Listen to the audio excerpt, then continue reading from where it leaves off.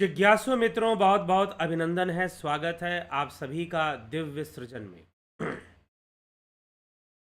प्रत्येक दिवस की भांति आज फिर हम यहाँ पर यह लाइव चर्चा का कार्यक्रम शुरू कर रहे हैं और आज हमारे इस लाइव चर्चा का जो विषय है बहुत ही विचित्र विषय है और बहुत ही महत्वपूर्ण विषय भी है। तो विचित्र भी है और महत्वपूर्ण भी है। तो यह विषय क्या है कि दिन में चंद्रमा के साथ और रात्रि में सूर्य के साथ रहें। तो भला ये कैसे संभव है कि कोई दिन में चंद्रमा के साथ रहे और रात्रि में सूर्य के साथ रहे? तो दिन में चंद्रमा के साथ, रात्रि में सूर्य के साथ रह पाना ये कैसे संभव है? तो दिन में चंद्रमा के साथ और रात्रि में सूर्य के साथ।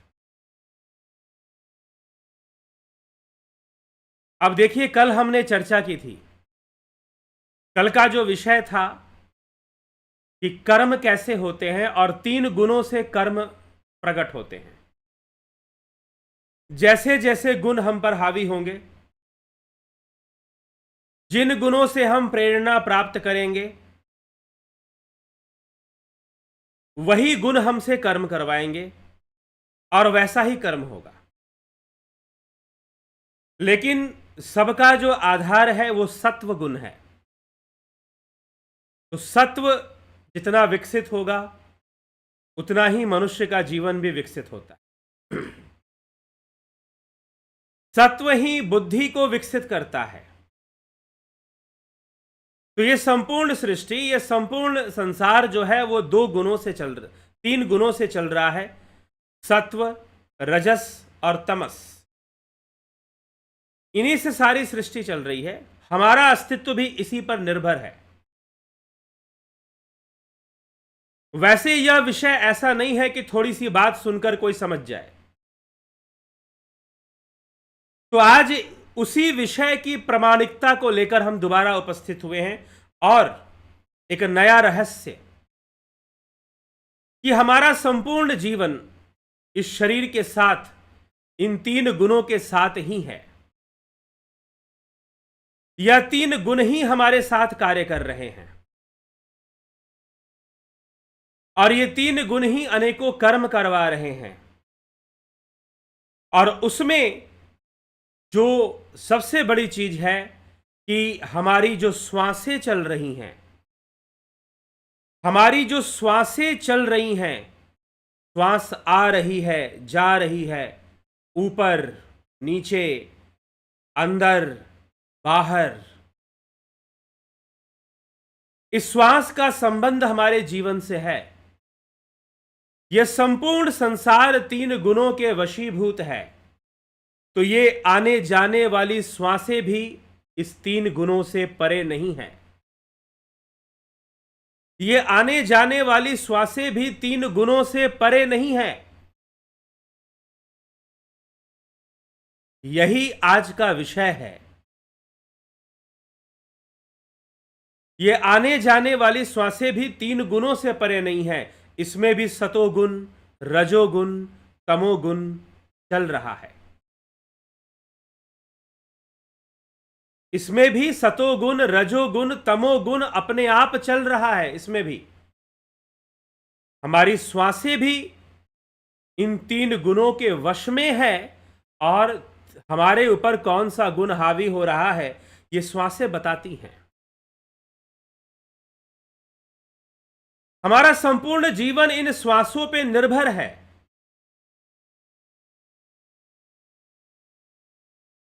हम जगे हुए हैं, हम इंद्रियों के प्रति कॉन्शियस हैं, जागृत अवस्था में हैं। जागृत, स्वप्न, सुषुप्ति। और इन तीनों से परे चौथी अवस्था है तुरीय अवस्था। एकाग्र भूमि है वो। तो जागृत अवस्था में भी श्वासें चलती हैं। बिल्कुल चलती हैं। स्वप्न अवस्था में भी श्वासें चलती हैं कि नहीं चलती हैं? और सुषुप्ति में भी श्वासें चलती हैं। जब जीव इस शरीर में है तब की बात मैं कह रहा हूं, तो तीनों ही अवस्था में ये श्वासें चलती हैं।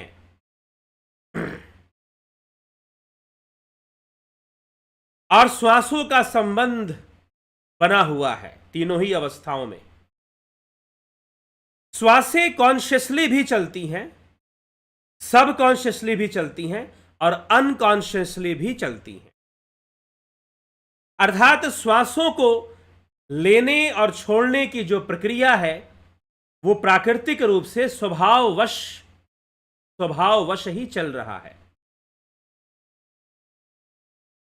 हमें श्वास लेने और छोड़ने की जरूरत नहीं पड़ती। ठीक है, लोग प्राणायाम आदि का अभ्यास करते हैं, भस्त्रिका प्राणायाम हो गया, नाड़ी शोधन क्रियाएं हो गई, कपालभाति हो गई, अनुलोम विलोम हो गया, भ्रामरी, उज्जयी, कई अभ्यास लोग यौगिक क्रियाएं हैं जो श्वासों से हम करते हैं।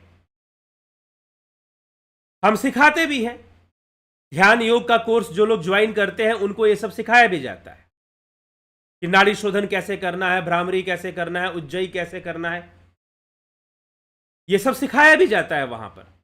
लेकिन अगर आप श्वास, हम ये चाहते हैं यह संपूर्ण भारतीय योग विज्ञान या बौद्ध साधना या उससे पहले भी जो आगम ग्रंथ लिखे गए उनमें भी, या जो तंत्र के ऊपर जो ग्रंथ लिखे गए, विज्ञान भैरव तंत्र, तो मनुष्य जीवन के जो रहस्य हैं इन श्वासों में छुपे हुए हैं, इन श्वासों में छुपे हुए हैं। और जो इन श्वासों को साध लेता है वो प्राणों पर विजय प्राप्त करता है। और वह जो है प्राणों पर विजय प्राप्त करके वो मन बुद्धि इंद्रियों को भी नियंत्रण में रखता है और वो मोक्ष को भी प्राप्त कर सकता है। क्योंकि ये श्वासें तीनों अवस्थाओं में समान रूप से है। भले ही तीनों अवस्थाओं की अनुभूतियां अलग अलग हैं।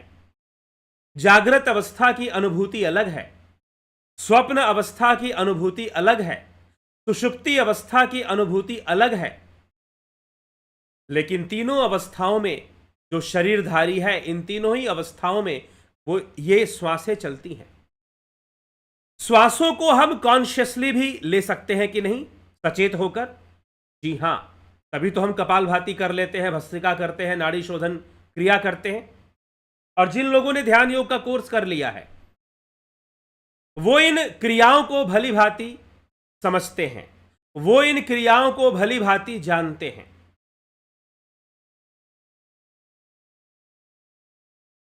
तो ये श्वासों से संबंधित है।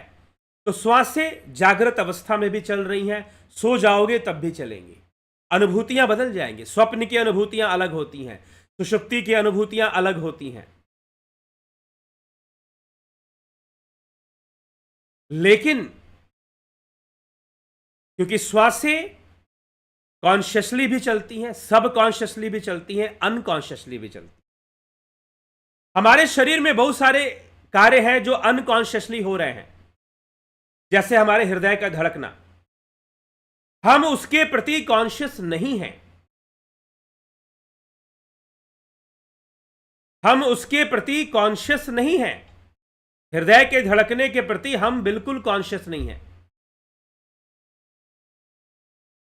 लेकिन हृदय धड़के जा रहा है, हम उसे कॉन्शियसली कंट्रोल नहीं करते हैं। लेकिन इन श्वासों को हम कॉन्शियसली कंट्रोल कर सकते हैं। शरीर में बहुत सारी गतिविधियां अनकॉन्शियस वे में हो रही हैं, हमारा उस पर कॉन्शियस कंट्रोल नहीं होता है।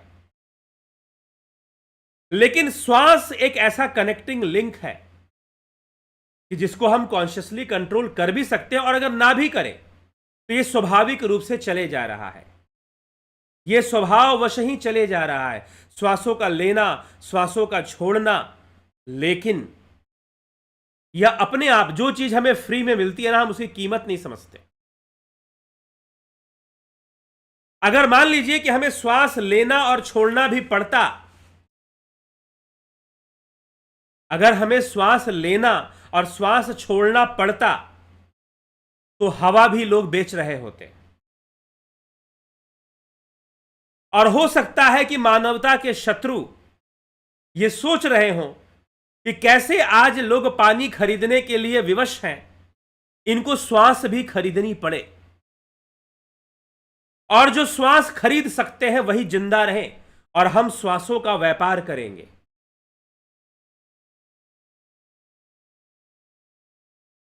जो मानवता के शत्रु हैं वो इस लेवल पर भी सोच लेंगे।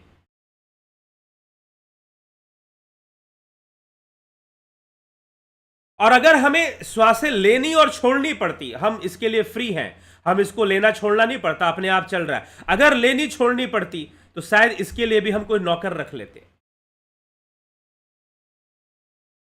और जो बेचारे धनवान नहीं है वो तो ये सोचते कि चलो पहले श्वास लेकर जिंदा तो रहें, खाना बाद में खाएंगे। तो उनको खाने पीने की चिंता बाद में होती, श्वास लेना और छोड़ने की चिंता पहले होती। लेकिन प्रकृति के कारण ऐसा नहीं। यहां कोई बीमार पड़ जाए, अस्थमा या कोई रेस्पिरेटरी सिस्टम में प्रॉब्लम हो, बीमारी हो जाए तो एक अलग बात है। लेकिन सभी जीव, पशु पक्षी, सभी जीव, नभचर उभयचर जलचर, श्वास लेने और छोड़ने के लिए प्राकृतिक रूप से कैपेबल है, और अनकॉन्शियसली ये क्रिया चलती रहती है। हम सो भी जाते हैं तो भी चलती रहती है, हमें श्वास लेने और छोड़ने की टेंशन नहीं है। हम सो जाए तो खाना तो नहीं खा सकते ना, पानी तो नहीं पी सकते ना, लेकिन श्वास लेना और श्वास छोड़ना यह क्रिया चलती ही रहती है। लेकिन हमारे शरीर में जितनी भी क्रियाएं हो रही हैं वो सब इस क्रिया से कनेक्टेड होती हैं। योग विज्ञान यही समझाता है। योग विज्ञान या हठ योग के शास्त्र यही प्रमाणित करने की कोशिश करते हैं कि हम जो श्वास ले रहे हैं और जो हम श्वास छोड़ रहे हैं, ये जो एक साधारण सी क्रिया हो रही है, हमारे शरीर में जितनी भी हरकतें हो रही हैं, जितनी भी क्रियाएं हो रही हैं, वो सब की सब इस एक क्रिया से प्रभावित रहती हैं। या यही ट्रिगर पॉइंट है जहां से सब चलायमान होती हैं। तो जो मुख्य प्राण है वो पंच प्राण हुआ करते हैं। मुख्य प्राण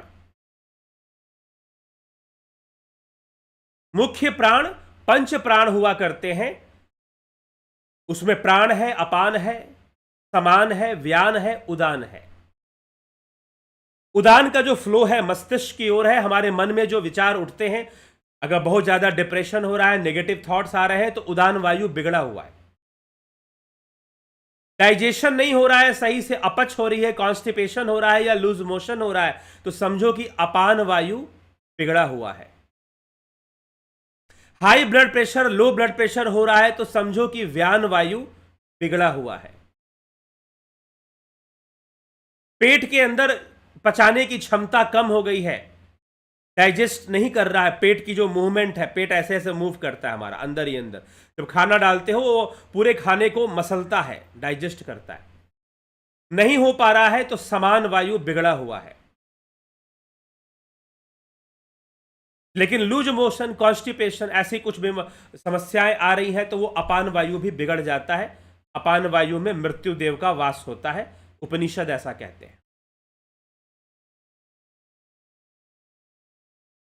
लेकिन अपान वायु, प्राण वायु, समान वायु, व्यान वायु, उदान वायु, ये सभी की सभी ट्रिगर हो रही हैं इन श्वासों को लेना और श्वासों को छोड़ना। इस क्रिया से वो ट्रिगर हो रही हैं। श्वासों को लेना, श्वासों को छोड़ना, इसी क्रिया से वो ट्रिगर होती हैं। फिर हमारी दो नासिका है, हमारा पूरा बॉडी एक एक्सिस में बटा हुआ है। हमारा जो पूरा बॉडी है एक एक्सिस में, टू पार्ट में ऐसे डिवाइडेड है। हमारा मस्तिष्क भी टू लोब्स है, लेफ्ट एंड फ्रंट लोब है, बैक लोब है, लेकिन लेफ्ट एंड राइट ब्रेन, इस साइड हमारा राइट ब्रेन, इस साइड हमारा लेफ्ट ब्रेन है। जब पक्षघात होता है, आपने सुना होगा, जब पक्षघात पैरालिसिस अटैक लोगों को आता है या ब्रेन स्ट्रोक के कारण आए या जिस कारण से आए, तो ब्लड क्लॉटिंग अगर दाहिने साइड में होती है तो बाएं साइड का हिस्सा जो है सुन्न पड़ जाएगा। अगर बाएं साइड में ब्लड क्लॉटिंग हो जाए तो दाहिने साइड का हिस्सा सुन्न पड़ जाएगा।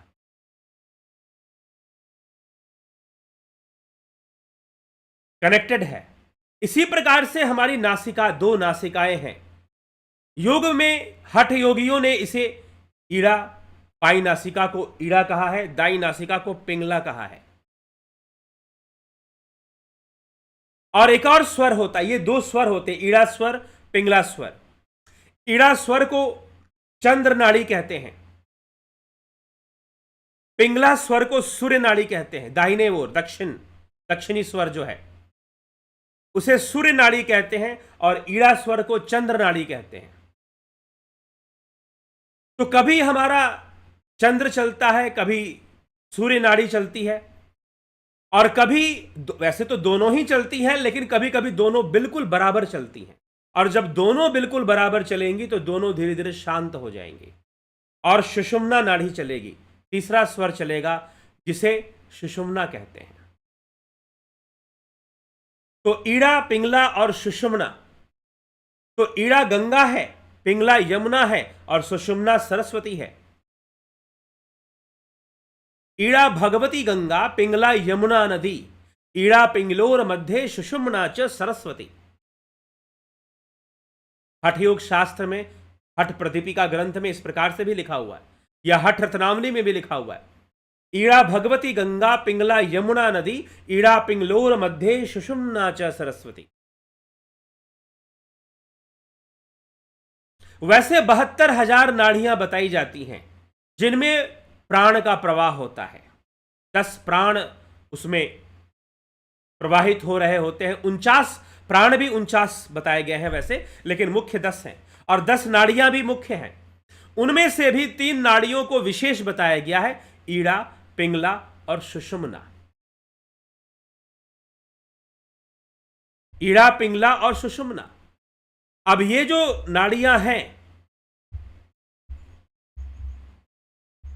ईड़ा, पिंगला, सुषुम्ना,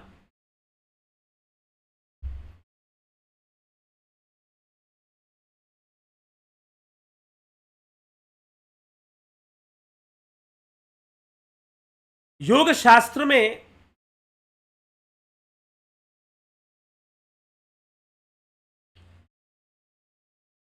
वैसे तो 72,000 नाड़ियां हैं, लेकिन 72,000 नाड़ियों की जगह 10 नाड़ियों की ही नाम 10 ही नाड़ियों के आते हैं। उनमें कौन कौन सा है? सुषुम्ना है, ईड़ा है, पिंगला है, गांधारी, हस्त जिह्वा, यशस्विनी, पूषा, अलंबुषा, कोहू, शंखनी, चित्रा नाड़ी भी है। अगर हम शिव संहिता पढ़ते हैं तो उसमें और नाड़ियों का, 14 नाड़ियों का वर्णन भी आता है। लेकिन मुख्य रूप से जो इनकी ड्राइवर हैं, जो इन सभी नाड़ियों का संचालन करने वाली हैं, चलाने वाली हैं, वो 3 नाड़ियां ही हैं, ईड़ा, पिंगला और सुषुम्ना। सुषुम्ना नाड़ी सत्वगुण नाड़ी है। ईड़ा नाड़ी को गंगा कहते हैं, पिंगला को यमुना कहते हैं। ईड़ा तमोगुनी है, ईड़ा तमोगुनी है और पिंगला रजोगुनी है। चंद्र नाड़ी तमोगुनी है, सूर्य नाड़ी रजोगुनी है, गंगा नाड़ी तमोगुनी है, यमुना नाड़ी रजोगुनी है। अब बोलोगे कि भाई गंगा को तमोगुनी कह रहे हैं आप, क्योंकि आपका कॉन्सेप्ट बिगड़ा हुआ। इसलिए कल मैंने कॉन्सेप्ट सुधारने के लिए आपको कहा था, अपने दिमाग से यह बिल्कुल निकाल दो, जजमेंटल बनना बंद कर दो। अगर जजमेंटल बनना है तो सिर्फ अपने प्रति बनो, खुद के प्रति बनो तो आपको लाभ मिलेगा। दूसरों के प्रति जजमेंटल बनोगे तो सिर्फ नुकसान ही होने वाला है आपका।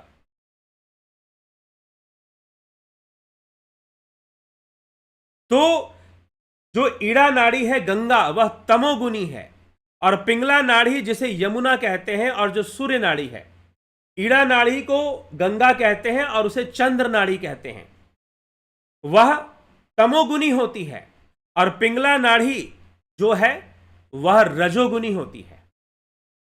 अब तमोगुण का क्या कार्य है? स्थिति। रजोगुण का क्या कार्य है? क्रिया। सतोगुण का क्या कार्य है? प्रकाश, ज्ञान कारक। पिछले लाइव में भी हमने इसको सुना। महर्षि पतंजलि क्या कहते हैं? प्रकाश क्रिया स्थितिशीलम। प्रकाश क्रिया स्थितिशीलम। तो तमोगुण स्थिति का कारक है। अब आपने जबरदस्ती बना दिया तमोगुण पाप का कारक है, तमोगुण गंदगी का कारक है। जबरदस्ती की बातें हैं ये सब। उन लोगों ने जिन्होंने बेसिक स्क्रिप्चर्स को नहीं पढ़ा है। अब कुछ लोग, एक संस्था है वो कहती है कि शिव जी है तामसी है, तो तामसी लोगों की पूजा नहीं होनी चाहिए। ये कौन सी बात हो गई भाई? अब पीपल का वृक्ष, उस पर विष्णु जी का वास होता है। पीपल का वृक्ष भी तामसी ही है, एक जगह पर खड़ा है, तमोगुण की प्रधानता है उसमें। तो आपके गुरु जी ने या आप तथाकथित जिस भी ऑर्गेनाइजेशन या जिस भी संस्था से जुड़े हैं, उन्होंने गुणों की गलत और शास्त्रहीन व्याख्या बताई है। तो शास्त्रहीन व्याख्या से बचिए। इसीलिए सांख्य सूत्र इस संपूर्ण 3 गुणों का प्रारंभ कहां से होता है? सांख्य करता है। संसार का कारण ये 3 गुण है, या श्रीमद् भगवद गीता में इसकी व्याख्या मिलती। तो तमस गुण का मतलब यह नहीं कि वो हमेशा पाप करवाता है। तमोगुण स्थिति का कारक है, किसी विशेष परिस्थिति में वो पाप का कारक भी बन जाता है। तमोगुण अज्ञानता का भी कारक है, क्योंकि अंधकारमय है। अंधकारमय है तभी तो स्थिति पैदा हो जाती है। इनर्शिया को डेवलप कर देता है। तो इनर्शिएटिव है और ठंडा है। जी हां, ठंडा है। अब आप कहोगे अभी तक तो आप ये कह रहे थे कि भाई ये इसको गंगा बोलते हैं, ये तमोगुनी है। ईड़ा नाड़ी के बारे में बोल रहा हूं, बाई नासिका, ईड़ा नाड़ी, ये ठंडा भी है साथ में। क्योंकि जितनी ठंड बढ़ेगी क्या होगा? ठिठुरन बढ़ेगी, तामसिकता बढ़ जाएगी। उतना अधिक आप दबे रहोगे, छुपे रहोगे एक जगह से। ठंड में क्या होता है? रजाई के अंदर घुस गए तो निकलने का मन ही नहीं करता। अब इधर दिल्ली, यूपी, बिहार, हरियाणा, इन क्षेत्रों में ठंड होती है, और पंजाब, हिमाचल चले जाओ, उत्तराखंड, तो वहां तो बर्फ गिरती है, बर्फबारी शुरू हो जाती है। अभी किसी महानुभाव से मेरी बात हुई आज, उत्तर काशी में रहते हैं वो। उन्होंने बताया कि बर्फ गिर जाती है यहां पर, नवंबर के महीने से बर्फबारी शुरू हो जाएगी। हम लोग थोड़ा अलग है, नहीं तो बाकी जगहों पर तो और पहले ही अक्टूबर से ही बर्फ गिरना प्रारंभ हो जाता है।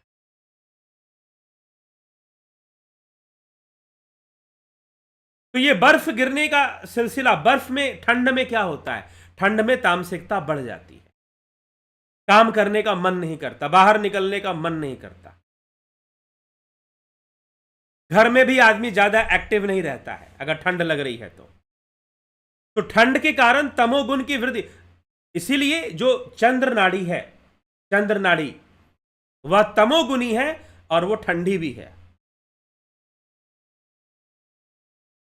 फिर हमारी सूर्य नाड़ी है, वो गर्म है, सूर्य की चलती है, अग्नि का प्रभाव उसमें ज्यादा है, सूर्य का प्रभाव है। वो रजोगुनी है। रजोगुण में क्या होता है? क्रियाशीलता, बी एक्टिव, काम करने में लग जाओ। लेकिन अगर गर्मी बहुत बढ़ जाए, सूर्य का ताप मई के महीने में, जेठ के महीने में, सूर्य वैशाख जेठ में सूर्य की गर्मी बहुत ज्यादा बढ़ जाती है, तो फिर क्या हाल होता है? तो उस समय भी हमें काम करने में दिक्कत होती है। लेकिन वो अति हो गई, तो किसी भी चीज की अति हो जाएगी तो गड़बड़ हो जाएगा। तो संपूर्ण संसार 3 गुणों से है। तो हमारे जो मुख्य 3 स्वर हैं, मुख्य 3 स्वर, ईड़ा, पिंगला, सुषुम्ना। ईड़ा तमोगुनी है, पिंगला रजोगुनी है और सुषुम्ना सत्वगुण है। लेकिन सुषुम्ना गुप्त रूप से चलता है, वो प्रगट रूप में नहीं चलता। प्रगट रूप में इड़ा और पिंगला है। अब आपके घर में वायरिंग भी होगी तो ठंडा और गर्म के तार होते हैं। कहने का मतलब दुनिया का कोई कोना इस 3 गुण से परे नहीं है। कुछ लोग कहते हैं कि नहीं, इलेक्ट्रॉन, प्रोटॉन, न्यूट्रॉन को ब्रह्मा विष्णु महेश बना देते हैं कुछ लोग, और अपने आप को बड़ा साइंटिफिक समझने लग जाते हैं। मूर्ख हो। इलेक्ट्रॉन, प्रोटॉन, न्यूट्रॉन भी 3 गुण हैं। इलेक्ट्रॉन, प्रोटॉन, न्यूट्रॉन भी 3 गुण ही हैं। वो 3 गुणों की ही व्यापकता वहां पर है। तो 3 गुण से यह संपूर्ण संसार चल रहा है। रजोगुण, तमोगुण, सतोगुण। देवता भी इससे परे नहीं है। श्रीमद् भगवद गीता के 18वें अध्याय में श्री भगवान कहते हैं कि देवता भी इससे परे नहीं है, इन 3 गुणों से।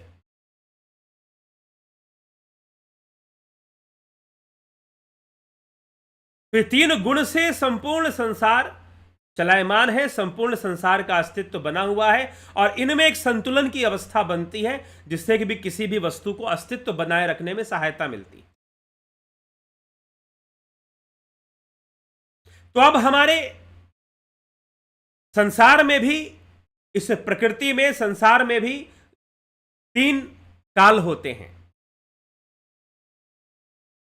हमारे संपूर्ण दिनचर्या में 3 अवस्थाएं बनती हैं। 3 अवस्थाएं कौन कौन सी हैं?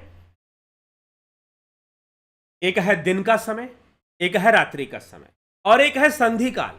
तो संधि काल 2 बार बनती है। संधि काल शाम को जब सूर्यास्त होता है, और दूसरा जब सूर्योदय होता है। जब सूर्योदय होता है तो उस समय भी संधि काल होता है।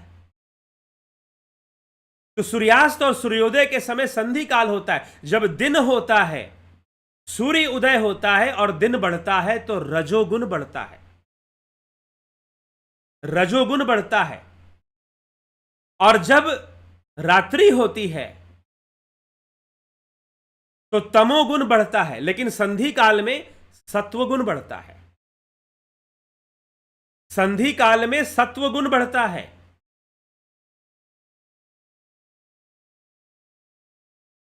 अर्थात शाम को और सुबह को सत्वगुण बढ़ता है।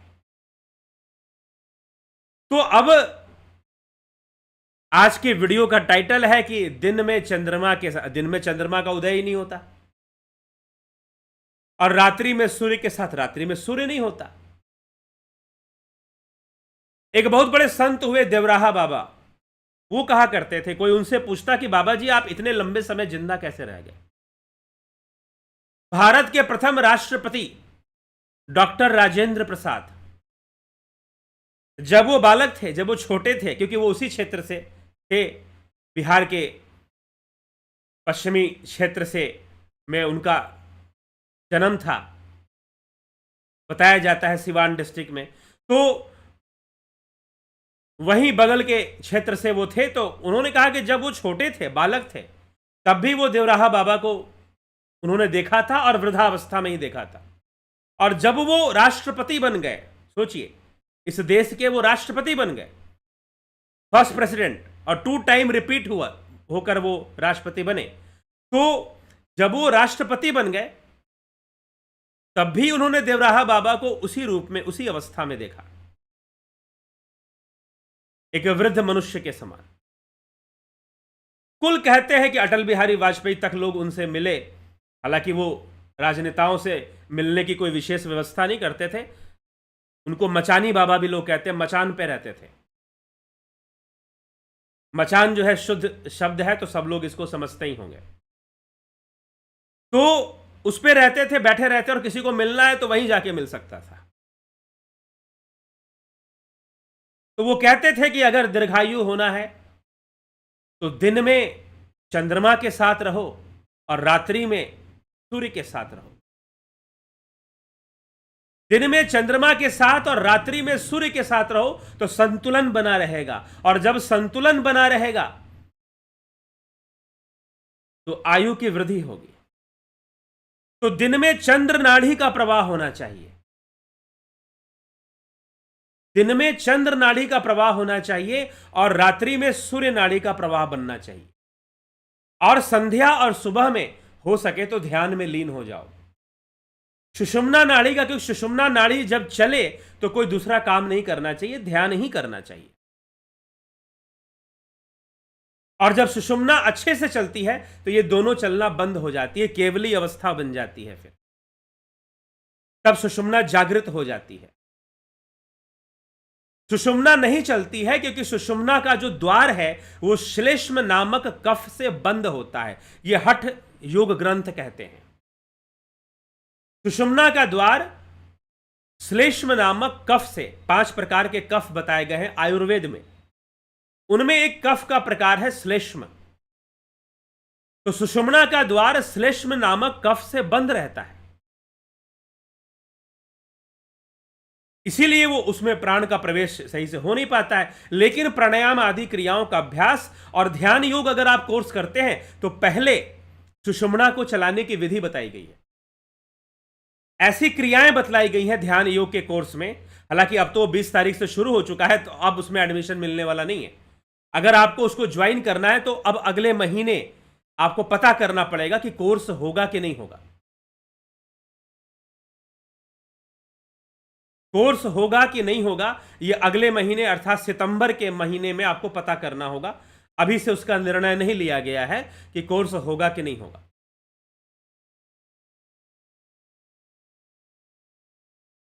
तो सुषुम्ना जब चलती है तो मात्र ध्यान करना चाहिए, संसार का दूसरा कोई कार्य नहीं करना चाहिए, सोना भी नहीं चाहिए।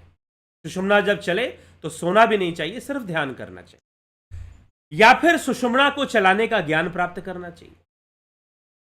अगर हमें दिन में ध्यान करना है कभी भी, तो सुषुम्ना को हम कैसे चला सकते हैं, इसका हमें टेक्निक सीखनी पड़ेगी ना, विद्या। तो ध्यान योग करिए, नहीं तो स्वर योग करिए। अब जीवन में हमारी जो नाड़ियां हैं, हमारा जो स्वर है, हमारी जो श्वासें हैं, वो बोलती हैं, हमारे स्वास्थ्य के बारे में बोलती हैं और कुछ हमारे भविष्य के बारे में भी बोलती हैं, और साथ ही साथ हम किन समस्याओं में आ सकते हैं इसका संकेत कर देती हैं पहले ही।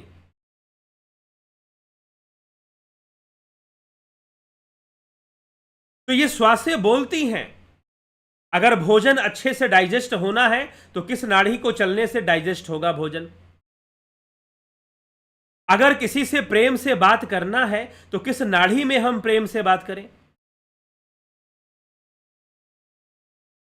अगर बिजनेस डील करना है तो कौन सा स्वर चलना चाहिए। घर के लोगों से बात करना है तो कौन सा स्वर चलना चाहिए। घर में अंदर घुसना है तो किस स्वर में घुसना चाहिए। घर के बाहर निकलना है तो किस स्वर में निकलना चाहिए। अगर कोई स्वर अनावश्यक रूप से ज्यादा चल रहा है तो कौन सी बीमारी का संकेत कर रहा है। तो हमारे जो स्वर हैं, कब ईड़ा चल रही है, कब पिंगला चल रही है। हाँ, दिन में ज्यादातर ईड़ा चंद्र नाड़ी चले तो एक संतुलन बनेगा, क्योंकि सूर्य के कारण रजोगुण की वृद्धि होती है। और अगर हम तमोगुनी नाड़ी को चलाएंगे, ईड़ा नाड़ी को अगर हम चलाएंगे तो एक संतुलन बनेगा। रात्रि में तमोगुण बढ़ता है तो रजोगुण नाड़ी को अगर हम चलाएंगे तो एक संतुलन बनेगा, और उस संतुलन ही हमें दीर्घायु बनाता है, हमें बीमारियों से बचाता है। और अगर हम अपनी श्वासों को पढ़ना सीख जाएं और आंखें बंद कर कर थोड़ी सी अपनी श्वासों को ध्यान लगाएं तो ये श्वासें बोलेंगी। कई बार तो ये भविष्य में होने वाली घटनाएं भी आपको बता देंगी। यह स्वर विज्ञान है, यह स्वर योग है। शरीर में हमें कौन कौन सी बीमारियां लग सकती हैं, यह चलने वाला स्वर बताएगा। कौन सा स्वर अधिक चल रहा है, कौन सा स्वर कम चल रहा है, क्या अनावश्यक रूप से कोई स्वर चल रहा है। वैसे तो 1.25 घंटे में, 1 से 1.25 घंटे, बहुत हुआ तो 1.5 घंटे में आपका स्वर अपने आप बदलता है। लेकिन योगियों का प्रयास यह होता है कि दिन के समय ज्यादातर चंद्र नाड़ी में बने रहें और रात्रि के समय ज्यादातर सूर्य नाड़ी में बने रहें। योगियों का यह प्रयास होता है। और जो ऐसा अभ्यास करना, लेकिन इसका अभ्यास कैसे करना है, अभी इसका अभ्यास ऐसा नहीं कोई एक दिन में कोई सीख जाएगा। बस ऐसे मैं बता दूंगा और आप सीख जाओगे, नहीं, ऐसी भी चीज नहीं है। हाँ, क्रियाएं हैं, उन क्रियाओं का सतत अभ्यास करना पड़ता है, तभी जाकर हम स्वर विज्ञान को समझ पाते हैं। इसीलिए स्वर योग का यह ऑनलाइन कोर्स लॉन्च हुआ है 2 सितंबर से। 2 सितंबर से हम स्वर योग के इस कोर्स को शुरू कर रहे हैं। ठीक है, तो आपको, अगर आप ये कोर्स ज्वाइन करना चाहते हैं, स्वर योग का कोर्स, तो थोड़े दिन बाकी हैं। आज 23 तारीख हो चुकी, 7-8 दिन बाकी है, बस ज्वाइन कर लीजिए। कई लोगों ने ज्वाइन कर भी लिया है। आप क्यों पीछे रहेंगे, आप भी ज्वाइन कर लीजिए। तो स्वर योग का जो यह कोर्स है, इसको ज्वाइन कर लेने में आपकी भलाई है। तभी आप समझ पाएंगे कि श्वासें हमारी क्या क्या मैसेज दे रही हैं। श्वासें हमारे बीमारियों की स्थिति बताती, और हीलिंग, हम किस प्रकार से श्वासों का संचालन करें जिससे कि कोई बीमारी जल्दी ठीक हो। या पहली बात तो यह है कि श्वासें पहले ही संकेत कर देंगी कि आप बीमार पड़ सकते हैं, आपके बीमार पड़ने की संभावनाएं बढ़ रही हैं। श्वासें पहले ही संकेत करना शुरू कर देंगी।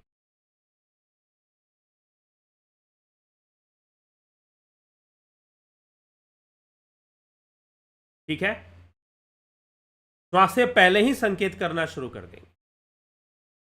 लेकिन मान लीजिए कि बीमार पड़ गए, कोई वायरल इंफेक्शन भी हो गया, बुखार हो गया, फीवर हो गया, या कोई बीमार हो भी गया, तो अब हम श्वासों को किस ढंग से चलाएं कि हमें जल्दी निजात मिल जाए, सपोर्ट मिल जाए।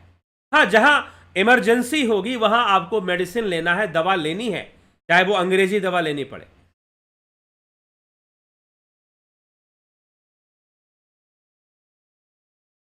लेकिन अगर श्वासों का समर्थन मिल जाएगा तो बीमारी ऐसे गायब हो जाएगी। तो इसीलिए यह श्वासें हमारी जो है हमें बहुत सारे संकेत दे रही हैं, बहुत सारा मैसेज दे रही हैं। उस मैसेज को समझना,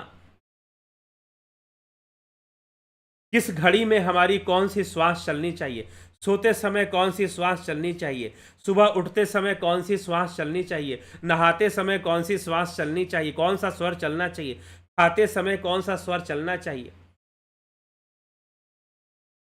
दीर्घ शंका के समय कौन सा स्वर, लघु शंका के समय कौन सा स्वर चलना चाहिए।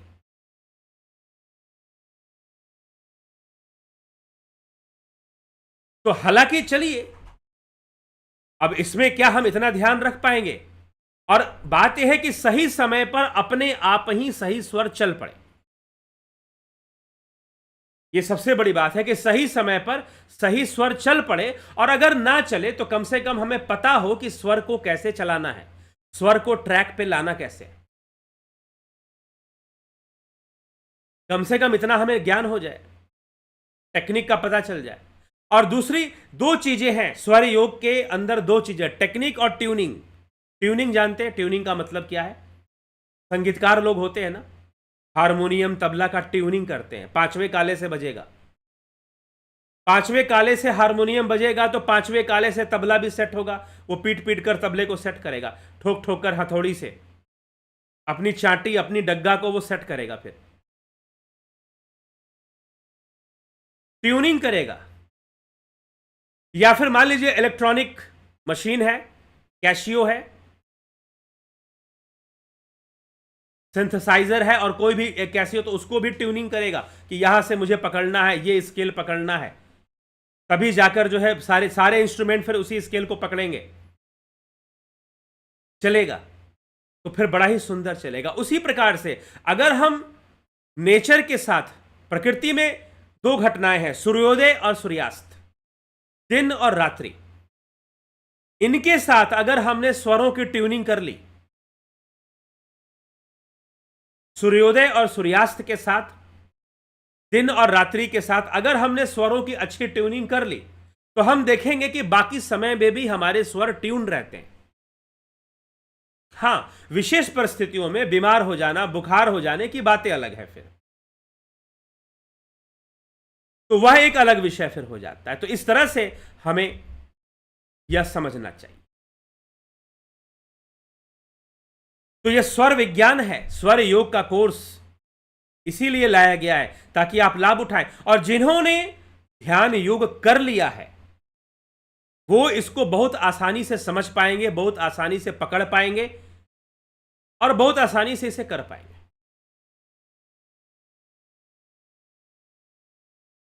या फिर स्वर योग पहले कर लो, बाद में ध्यान योग करो तो और ज्यादा लाभ मिल जाएगा। या जिन्होंने ध्यान योग कर लिया है वो स्वर योग करते हैं, तो अब तक तो वो स्वरों को साध रहे थे ध्यान में जाने के लिए, अब सांसारिक कार्यों को भी लक्ष्य बनाकर वो अपने स्वरों को साध सकते हैं। तो स्वर विज्ञान एक ऐसा योग है कि यह दोनों ही चीजें देता है, संसार में कैसे रहना है और ध्यान में कैसे जाना है। दोनों ही विद्या को एक साथ जोड़ दिया जाता है स्वर योग में। हाँ ठीक है, ध्यान को और अच्छे से समझने के लिए उसमें और कुछ विशेष बातों को जानना होता है जिसकी व्याख्या स्वर योग नहीं करता है या शिव स्वरोदय शास्त्र नहीं करता है। वो हमें फिर पतंजलि के योग सूत्र में या विज्ञान भैरव तंत्र हो गया और ऐसे ग्रंथों में फिर हमें गहरे ध्यान में उतरने की टेक्निक्स बहुत आसानी से मिल जाती है, या ध्यान योग का कोर्स उस पर बेस्ड है। लेकिन जो स्वर योग का कोर्स है वो शिव स्वरोदय शास्त्र या स्वर संहिता पर आधारित है और यह एक जीवन जीने की कला है। This course is the life management, not only managing your diseases, not only managing your habits, but also manage your mind, your emotions, your feelings. If you are possessed by any negative emotions and the frequency is very high, अगर frequency बहुत high है negative emotions की और आप control नहीं कर पा रहे हैं, स्वर वेद सीख लो, स्वर विद्या सीख लो, इमोशंस को तुरंत बदल दोगे। जो उसकी फ्रीक्वेंसी है उसको आप तुरंत कम करने में सफल हो जाओगे। जो नकारात्मक विचारों की फ्रीक्वेंसी बहुत बढ़ गई है आप उसे तुरंत मिनिमाइज कर दोगे अगर आप स्वर योग सीख लेते हो तो बड़ी ही लाजवाब, बड़ी ही रोमांचक कर देने वाली यह विद्या है। हालांकि इसका प्रारंभ बहुत ही सरल है, लेकिन इस पर पूर्ण नियंत्रण करना इतना सरल भी नहीं है। श्वासों को नियंत्रण करना इतना आसान भी नहीं है, लेकिन थोड़ा बहुत नियंत्रण लाना बहुत ही सरल है। लेकिन अगर कोई कहे कि कंप्लीटली 100% कंट्रोल, तो फिर तो वो अष्ट सिद्ध कोई योगी हो सकता है। लेकिन फिर भी प्रयास करोगे तो 25% कंट्रोल भी ले आओगे तो बहुत सारी चीजों को अपने दिनचर्या में संभालोगे। डिप्रेशन, फ्रस्ट्रेशन, साइकोलॉजिकल बैलेंस को बनाए रखना, इन सभी में महारत हासिल हो जाएगी। छोटी मोटी बीमारियों से दूर होना, और बीमारी आने की संभावना अगर बढ़ रही है तो पहले ही पता चलेगा।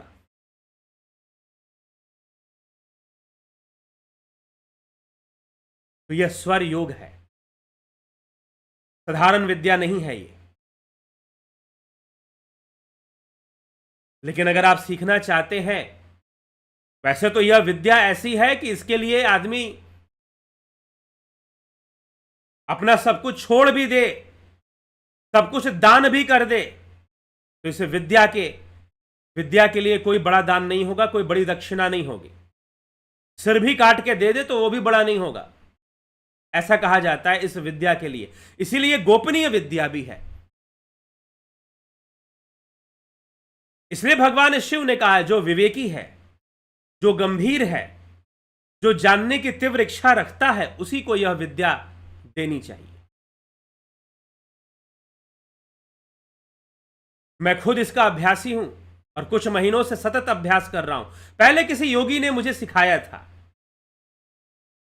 थोड़ी बहुत ज्ञान इस विद्या का मुझे दिया था, लेकिन अब जो ये कोर्स है तो ये पूरी तरह से शास्त्रों में जिस तरह से बातें बतलाई गई हैं या उसके भाष्यों में जो बातें हमें मिलती उस पर आधारित है, क्योंकि आपको देना है, मुझे खुद करना है तो बात अलग है। आपको देना है तो पूरी तरह से एक सिस्टमैटिक वे में आपको दिया जाएगा, सिस्टमैटिक वे में आपको सिखाया जाएगा। तो यह स्वर योग और यह दक्षिणा के साथ है, इसका शुल्क है बिल्कुल, ताकि जो लोग ज्वाइन करें वो गंभीरता से ज्वाइन करें और मैं भी उन्हें गंभीरता से सिखाऊं, उन्हें गंभीरता से वो इस चीज का ज्ञान दिया जा सके और वो गंभीरता से इसको स्वीकार करे, क्योंकि सूक्ष्म विषय है, सूक्ष्म विद्या है। एकाग्रता और गंभीरता से ही इसको ग्रहण किया जा सकता। तो 2 तारीख से हम इस स्वर योग का कोर्स प्रारंभ कर रहे हैं। आप ज्वाइन करना चाहते हैं, इससे लाभान्वित होना चाहते हैं, तो आप संपर्क करके ज्वाइन कर लीजिए। किस नंबर पे आप संपर्क करेंगे, किस नंबर पे आप संपर्क करेंगे? तो इस नंबर पे आप 9661802459 इस व्हाट्सएप नंबर पे आप संपर्क करेंगे। ठीक है, 9661802459 ये नंबर नोट कर लीजिए।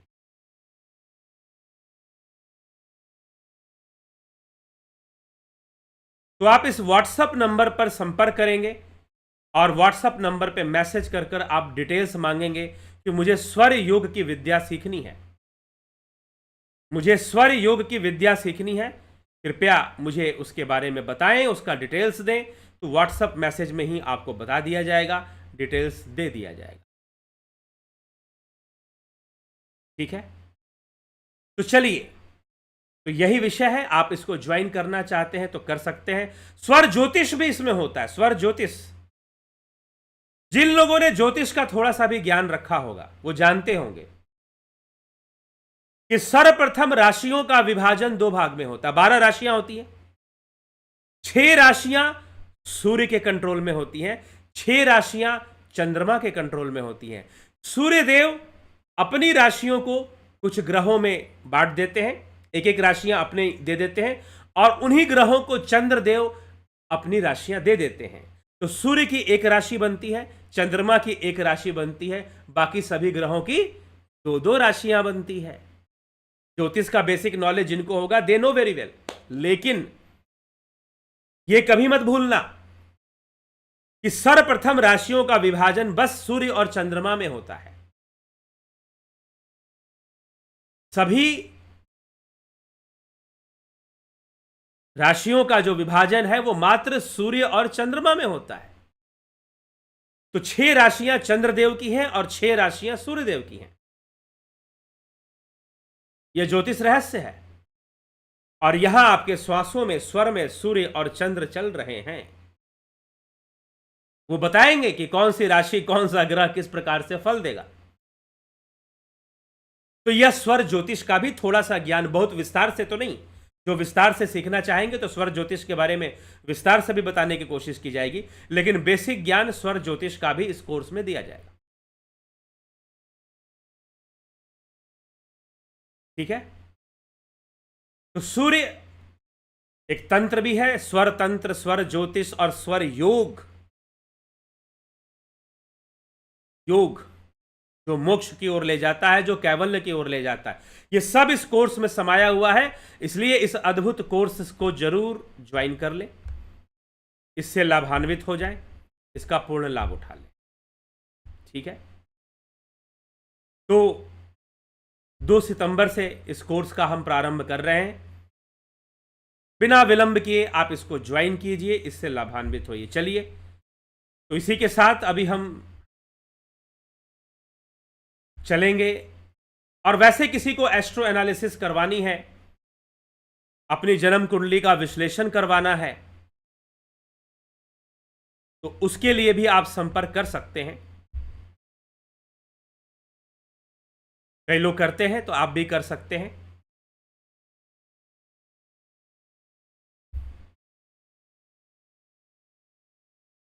अग्निमय बुध एक ग्रंथ है जो कि अमेजन पर उपलब्ध है। अग्निमय बुध ग्रंथ है जो कि मीशो, फ्लिपकार्ट और भी कुछ प्लेटफॉर्म्स पर, कपोत आदि प्लेटफॉर्म पर भी आपको मिल जाएगा।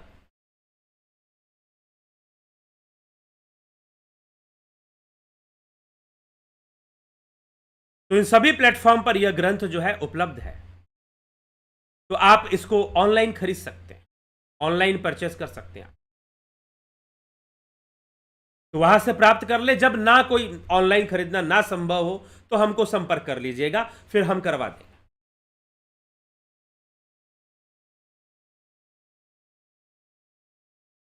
ठीक है, तो चलिए आपके कमेंट्स देख लेते हैं। अब आपके कमेंट्स की बारी है।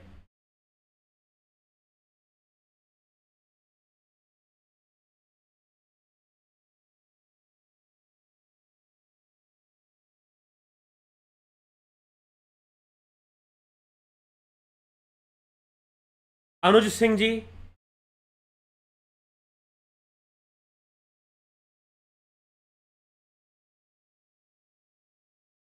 नरेंद्र माकुड़े जी, राकेश मराठे जी, शेखर शर्मा जी, नथु सिंह जी, संतोष कुमार जी, गोविंद प्रसाद नीमा, विक्रम सिंह जी, बहुत अभिनंदन है आप सभी का। माधुरी कोले जी, दीपक शर्मा जी, आशा रानी जी, हरीशचंद्र नाइकवाड़े जी, बहुत अभिनंदन है।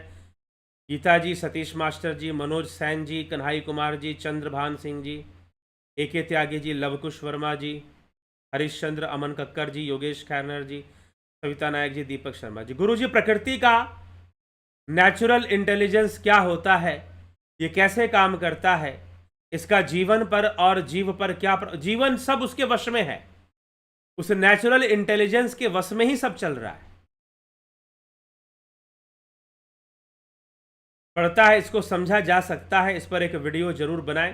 ठीक है, कभी इस पर व्याख्यान लाने की कोशिश करेंगे।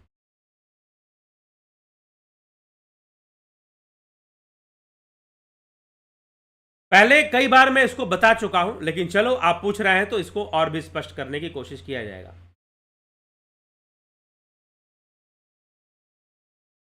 जी हाँ, नेचुरल इंटेलिजेंस का महत्व बताया था। विनोद कुमार सूद जी, मुकेश प्रसाद जी, घनश्याम सरोदे जी, विजय साहू जी, बलवंत सिंह गोहिल,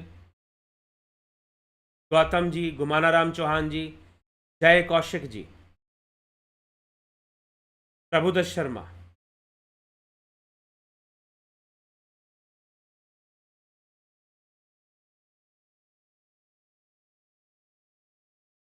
गुरुजी को चरण स्पर्श। ओम तत्सत। गुरुजी, सूर्य कभी अस्त नहीं होता है, तो संध्या का समय सूर्य कभी अस्त नहीं होता है, लेकिन पृथ्वी वासियों के लिए तो अस्त होता ही है।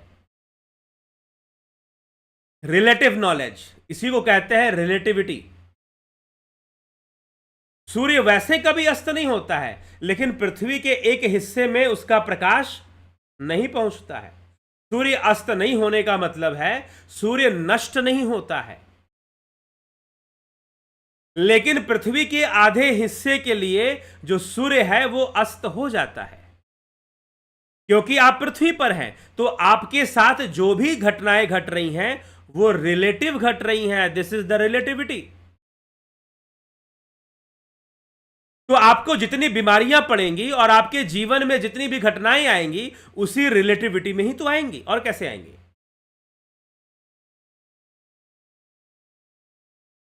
तो सूर्य कभी अस्त नहीं होता है।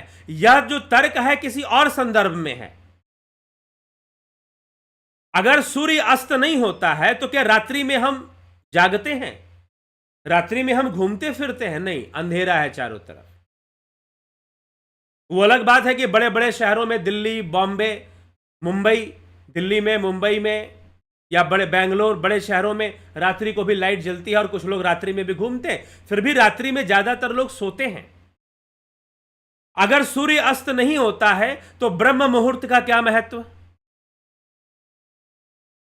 ब्रह्म मुहूर्त का भी कोई महत्व नहीं है, फिर ब्रह्म मुहूर्त भी नहीं बनेगा। हम जो कहते हैं कि सुबह सुबह 3:30 बजे से लेकर 6:30 बजे तक ब्रह्म मुहूर्त है, तो ब्रह्म मुहूर्त का क्या महत्व रह जाएगा फिर? ठीक है, तो यह जो बात है, सूर्य अस्त नहीं अस्त होता है, यह जो विषय है यह एक सापेक्ष ज्ञान है, रिलेटिव नॉलेज है। और रिलेटिव नॉलेज होने के कारण क्या है? यह मिथ्या है। सूर्य का अस्त होना, यह जो हमारा ज्ञान है, यह मिथ्या ज्ञान है। अब मिथ्या तो यह भी है कि हम खाना खा रहे हैं, यह शरीर भी मिथ्या है, यह मन भी मिथ्या है, क्योंकि ब्रह्म सत्यम जगन मिथ्या।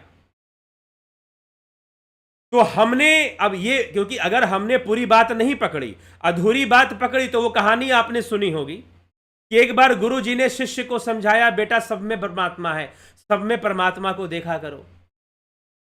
प्रवचन गुरु जी का खत्म हुआ, शिष्य जो है बाहर निकला, गुरु जी ने भेजा जाओ बाजार सामान लेकर आओ। फिर प्रवचन सुनने से थोड़ी ना काम चल जाएगा, प्रवचन सुनाने के लिए भोजन भी चाहिए। गुरु जी ने समझाया कि जाओ, बाजार गया वो सामान लेने के लिए, सामान लेने के लिए बाजार गया, तो बाजार में पागल हाथी ने भगदड़ मचा दी, सब लोग भाग रहे भाग रहे। उसने कहा मैं क्यों भागूं, सब में परमात्मा है, मैं तो सब में परमात्मा दिखता हूं। एक आदमी ने कहा अरे भाई भागो भागो भागो, जो भी उधर से गुजरता कहता उसे भागो भागो, लेकिन वो बोला कि नहीं, सब में परमात्मा है। वो पागल हाथी में भी परमात्मा है। पागल हाथी ने आया, उसे सूंड में लपेटा, दूर फेंका, हड्डियां वड्डियां टूटी उसकी। उसने कहा कि गुरुदेव आपने कहा था कि सब में परमात्मा है, तो मैंने तो यही माना कि सब में परमात्मा है। तो सब में परमात्मा है, तो गुरुजी ने कहा कि अरे भाई सब में परमात्मा है, लेकिन वो जो लोग भाग रहे थे वो भी तो कह रहे थे कि सब में परमात्मा है, तो तुमने उनको, उनके अंदर परमात्मा नहीं देखा, सिर्फ पागल हाथी में ही परमात्मा दिखाई दे रहा था तुमको। तो सब में परमात्मा है, यह पारमार्थिक विषय है, व्यवहारिक नहीं है। तो सूर्य कभी भी अस्त नहीं होता, यही सत्य है। लेकिन हमारे पास जो नॉलेज है वो रिलेटिव है, और हमारे जीवन में जो घटनाएं घट रही हैं वो रिलेटिव घटनाएं घट रही हैं। अब किसी को कोई वायरस का इंफेक्शन हो गया तो शरीर को तो हुआ, आत्मा को थोड़ी ना हो जाएगा, तो क्या वो इलाज ना करवाए? अगर वायरस का इंफेक्शन हो गया, कोरोना वायरस, कभी किसी को ना हो, अभी दिल्ली में mpox, monkeypox virus फैल रहा है, भारत में उसकी बढ़ रही है, केसेस बढ़ रही हैं। ध्यान रखिए अपने स्वास्थ्य का और इन्फेक्शन से बचिए। तो वायरस का इन्फेक्शन शरीर में ही तो होगा ना, आत्मा को तो कभी नहीं होने वाला। आत्मा तो हर सर्वदा मुक्त है। तो क्या इन्फेक्शन हो गया तो हम इलाज करवाएं कि ना करवाएं, या ये मानकर छोड़ दें कि आत्मा तो शुद्ध है, उसे क्या हो जाएगा? लेकिन फिर भी इलाज करवाना चाहिए, क्योंकि वह सापेक्ष है, भले ही वो बीमारी सापेक्ष है, रिलेटिव है, और रिलेटिव होने के कारण उसे मिथ्या कहा गया है। सापेक्ष होने के कारण उसे मिथ्या कहा गया है, क्योंकि वो पृथ्वी पर ये परिस्थिति बन रही है, हर जगह ये परिस्थिति नहीं बन रही है। तो दिस इज कॉल्ड रिलेटिविटी, यही थ्योरी ऑफ रिलेटिविटी है। और इसी को आदि गुरु शंकराचार्य ने त्रिसत्तावाद में समझा दिया है कि तीन सत्ताएं हैं, तीनों सत्ताओं में अलग अलग परिस्थितियां हैं, उनका ज्ञान अलग अलग है। इसीलिए शुरुआत में मैंने कहा कि जागृत अवस्था का ज्ञान स्वप्न अवस्था में नहीं है, स्वप्न अवस्था का ज्ञान सुषुप्ति में नहीं है, और तुरिया अवस्था का ज्ञान इन तीनों से और विशेष है, अलग है। क्योंकि जो ज्ञान हो रहा है वो रिलेटिव नॉलेज हो रहा है, और रिलेटिव होने के कारण ही वह मिथ्या साबित होता है। बस ये बात है। तो इसी को समझाने के लिए एक वीडियो में मैंने कहा कि सूर्य कभी अस्त नहीं होता। तो सूर्य अस्त नहीं होता है, सूर्य अपने आप में कभी अस्त नहीं होता है, लेकिन पृथ्वी के रिलेशन में, इन रिलेशन टू पृथ्वी, पृथ्वी के रिलेशन में वो अस्त हो रहा है। तो उसके अस्त होने का समय है, उदय होने का भी समय है। हां, अब यह है कि अलग अलग जगहों पर सूर्योदय का काल भी अलग अलग होता है, दिन का समय और रात्रि का समय भी अलग अलग होता है, लेकिन स्वर विज्ञान इससे मुक्त है, जातीय देश काल से मुक्त है स्वर विज्ञान। स्वर विज्ञान वो बेसिक कॉन्सेप्ट है। अगर कोई नॉर्वे में भी रहता होगा, नॉर्वे, स्वीडन में रहता होगा, नॉर्वे जहां ठंड होती है, नॉर्वे के कुछ हिस्सों में तो आपको 6 महीना दिन 6 महीना रात रहता है, उसमें भी स्वर विज्ञान का प्रयोग किया जा सकता है, उसमें भी स्वर विज्ञान का प्रयोग किया जा सकता है। और जहां पर 12 घंटे की रात या 12 घंटे का दिन हो रहा है, या फिर थोड़ा बहुत चेंज हल्का फुल्का जैसे हमारे देश में होता रहे, कभी दिन की साइज बढ़ जाएगी, कभी रात्रि की साइज बढ़ जाएगी, तो वहां पर भी स्वर विज्ञान का प्रयोग होता रहेगा। क्योंकि इसका कॉन्सेप्ट ही कुछ ऐसा है। तो इसीलिए हमें जो है इस विषय को समझना है।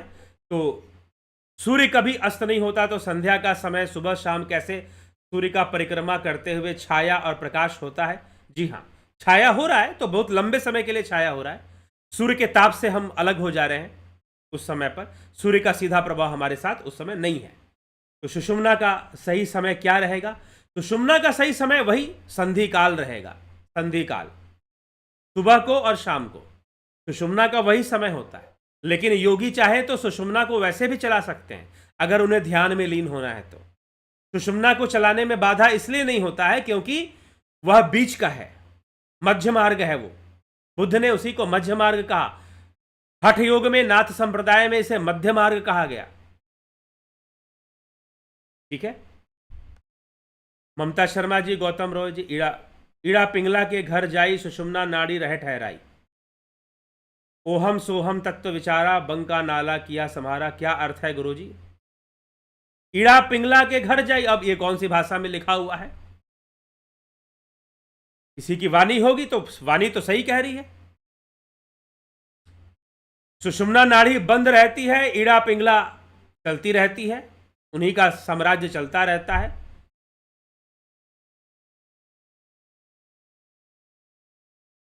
अब ये बंक नाला किसे कह रहे हैं? ओहम सोहम विचारा। अब सोहंग का भी बहुत बड़ा रहस्य है।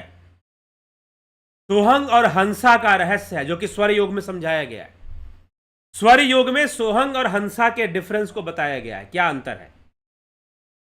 जो लोग ज्वाइन करेंगे वो उसको सुनेंगे। अवधेश कुमार जी, शिव शक्ति जी, फैक्टास्टिक, सुरेखा असवार जी, बहुत अभिनंदन है।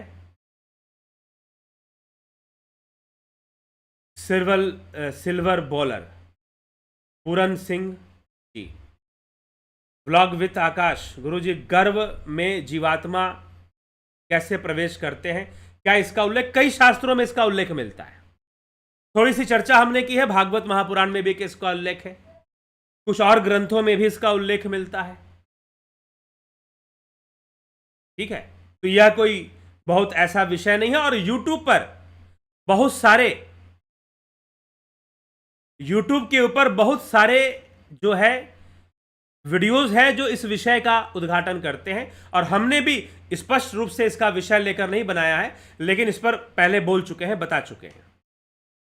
सुभाष वागशीय जी, श्लेष्म कफ जो खोपड़ी से गले में उतरता है, श्लेष्म सप्त धातु में से एक है। जी हाँ। चलिए, गंभीर शाह जी, बहुत अभिनंदन। ये अब आयुर्वेद का विषय है जिस पे हम स्विच नहीं करेंगे, टॉपिक चेंज हो जाएगा हमारा। तो स्वर योग 2 सितंबर से, स्वर योग जो है वह 2 सितंबर से यह कोर्स प्रारंभ हो रहा है।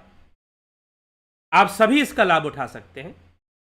तो बिना विलंब किए, ज्यादा विलंब मत कीजिए। कोर्स 2 तारीख से शुरू हो गया है, ज्वाइनिंग शुरू हो गई है। 2900 रुपए, 2900 इसका फी है। पहले इस कोर्स को हम 3 महीना के लिए बना रहे थे, लेकिन बाद में निर्णय लेके नहीं, 1 ही महीना का करेंगे। 3 महीना इसलिए हो रहा था, बताना उतना ही है, चाहे 1 महीना में जितना बताएंगे या 3 महीना में, वो अभ्यास करवाते हुए, लंबा समय लेते हुए बताया जाएगा। कुछ ऐसा जो थी विचारधारा थी। लेकिन फिर सोचे कि फिर 3 महीना में फिर एक बहुत लंबा समय हो जाएगा, शायद लोग फोकस नहीं कर पाएंगे, 3 महीना स्टैटिक नहीं रह पाएंगे, जुड़ के नहीं रह पाएंगे, तो थोड़ा सा उनको लंबा लगेगा। तो हमने विचार किया कुछ लोगों से, तो 1 महीना में इसको, इस कोर्स को दिया जाएगा, इन 1 मंथ दिया जाएगा। जैसे कि ध्यान योग का कोर्स है ना, उसमें भी जो चीज़ें दी जाती हैं शायद 1 महीने के लिए वो कम ज़्यादा पड़ जाती हैं। अगर लंबा करके दिया जाए तो प्रैक्टिस करवा करवा के दिया जाए। वैसे तो अगर आमने सामने सीखा जाए तो और कम समय में भी सारी चीज़ें सिखाई जा सकती हैं, लेकिन फिर भी समय लगता है। तो 1 मंथ कोर्स है ये कंप्लीटली 1 मंथ कोर्स है। और इस 1 मंथ कोर्स को आपने ज्वाइन करना है और इसका आपको लाभ उठाना है। तो यह कोर्स शुरू हो जाएगा 2 सितंबर से। इसके वीडियोस भी मिलेंगे और लाइव सेशन दोनों होगा, वीडियो एंड लाइव सेशन दोनों चलेगा। तो हाँ, लेकिन लाइव का रिकॉर्डिंग हम नहीं देते हैं। लाइव जो होगा उसका रिकॉर्डिंग हम नहीं देते हैं। पहले से प्री रिकॉर्डेड वीडियोस होती हैं जिसको आपको, क्योंकि उसमें पूरी अच्छी तरह से बताई गई होती है। फिर और भी डाउट्स क्लियर करने के लिए, प्रैक्टिस को और अच्छा बनाने के लिए लाइव भी दिया जाता है। कुछ चीजों को लाइव में ही दिया जाएगा, वीडियो में नहीं मिलेगा, लेकिन ज्यादातर चीजों को वीडियो में दिया जाएगा। तो आप जो है इसको ज्वाइन कर कर इससे लाभान्वित होकर पूरा लाभ उठा सकते हैं और अपने जीवन का कंट्रोल, अपने लाइफ मैनेजमेंट का कंट्रोल अपने हाथ में ले सकते हैं।